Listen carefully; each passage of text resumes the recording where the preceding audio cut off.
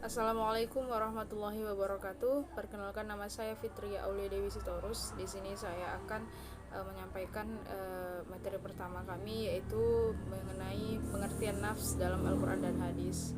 Kata nafs dalam Al-Quran mempunyai aneka makna. Ada yang diartikan sebagai totalitas manusia, ada pula yang mengartikan sebagai tingkah laku yang ada pada diri manusia. Dalam Quran surah Ar-Ra'd ayat 11, yang artinya sesungguhnya Allah tidak akan mengubah keadaan sesuatu masyarakat sehingga mereka mengubah apa yang terdapat dalam diri mereka. Secara umum dapat dikatakan nafs dalam konteks pembicaraan tentang manusia merujuk pada sisi dalam diri manusia yang berpotensi baik dan buruk. Pada umumnya, kata nafs dalam bahasa Inggris sering diartikan sama dengan kata soul atau jiwa, atau self atau diri. Dalam bahasa Arab, nafs mempunyai banyak arti dan salah satunya adalah jiwa. Dalam Kamus Besar Bahasa Indonesia, nafs atau nafsu juga dipahami sebagai dorongan hati yang kuat untuk berbuat kurang baik. Ada beberapa pendapat para ahli mengenai nafs. Nafs erat hubungannya dengan istilah akal, kolbu, dan ruh. Mungkin sekian dapat saya sampaikan. Wassalamualaikum warahmatullahi wabarakatuh. Bismillahirrahmanirrahim. Saya akan menjelaskan bagian B, yaitu hubungan nafs dengan ruh, kalbu, dan akal.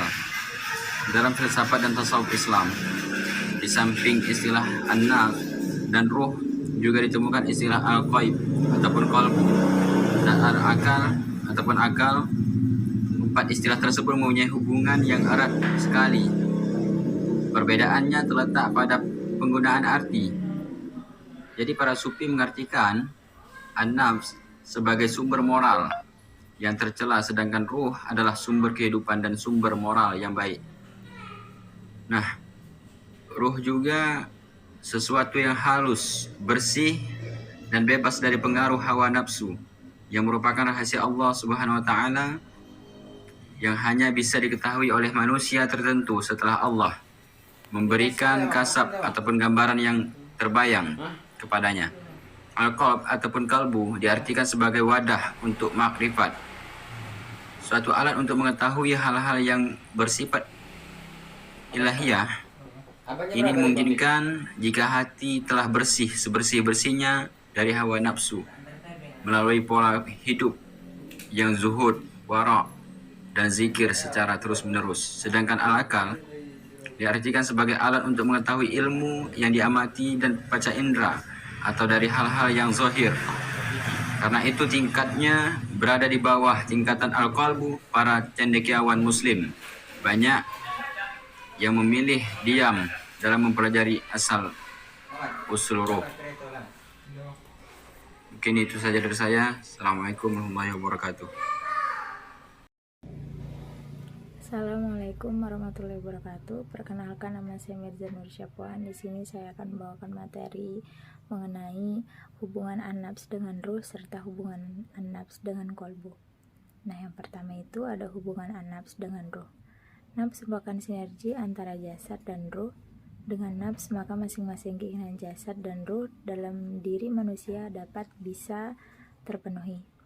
Nah, struktur ruh memberikan ciri khas dan keunikan tersendiri bagi psikologi Islam, yang mana ruh merupakan substansi psikologi manusia yang menjadi esensi keberadaannya. Ruh membutuhkan jasad untuk aktualisasi diri. Nah, sampai saat ini belum ada yang memahami hakikat ruh secara pastinya. Nah, karena ruh merupakan sebuah misteri ilahi. Lalu ruh adalah aspek psikis manusia yang bersifat spiritual dan transendental. Bersifat transendental ini merupakan dimensi psikis manusia yang mana bisa mengatur hubungan manusia dengan yang maha tinggi ataupun Allah. Nah, yang kedua, hubungan nafs dengan kolbu. Al-Ghazali secara tegas melihat kolbu dari dua aspek, yaitu kolbu jasmani adalah komponen fisik serta kolbu ruhani adalah komponen psikis yang menjadi pusat kepribadian. Lalu kolbu ruhani memiliki karakteristik, yaitu insting yang disebut nur ilahi dan mata batin yang mana memancarkan keimanan serta keyakinan. Nah, untuk kolbu berfungsi sebagai pemandu, pengontrol, serta pengendali semua tingkah laku manusia. Nah, kolbu ini memiliki natur ilahiyah yang merupakan aspek supra kesadaran, mampu mengenal lingkungan, spiritual, ketuhanan, serta keagamaan.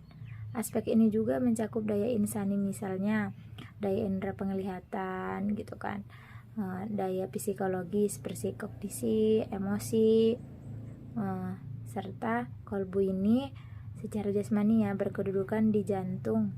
Apabila mendominasi jiwa manusia, maka menimbulkan kepribadian yang baik. Jika dengan hati yang baik gitu kan. Mungkin hanya ini saja yang dapat saya sampaikan. Sekian dari materi saya, maka akan disampaikan oleh pemateri selanjutnya. Terima kasih. Baik, Assalamualaikum warahmatullahi wabarakatuh. Saya akan melanjutkan bagian yang nomor 3, yaitu hubungan jiwa dengan akal. Dimensi akal adalah dimensi psikis yang berada antara nafsu dan kolbu. Akal menjadi perantara dan penghubung antara kedua dimensi tersebut berupa fungsi pikiran yang merupakan kualitas insaniah pada psikis manusia. Akal merupakan bagian dari daya insani yang memiliki dua makna. Akal jasmani yang lazim disebut sebagai otak, akal ruhani yaitu cahaya ruhani, dan daya nafsani yang dipersiapkan untuk memperoleh pengetahuan. Secara jasmaniah, ia berkedudukan di otak, memiliki daya kognisi dengan potensi bersifat argumentasi, logis, dan apabila mendominasi jiwa manusia maka akan menimbulkan kepribadian yang labil. Akal mampu mengantarkan manusia pada esensi kemanusiaan. Hubungan antara nafs, ruh, kolbu, dan akal disebut pribadi atau individu.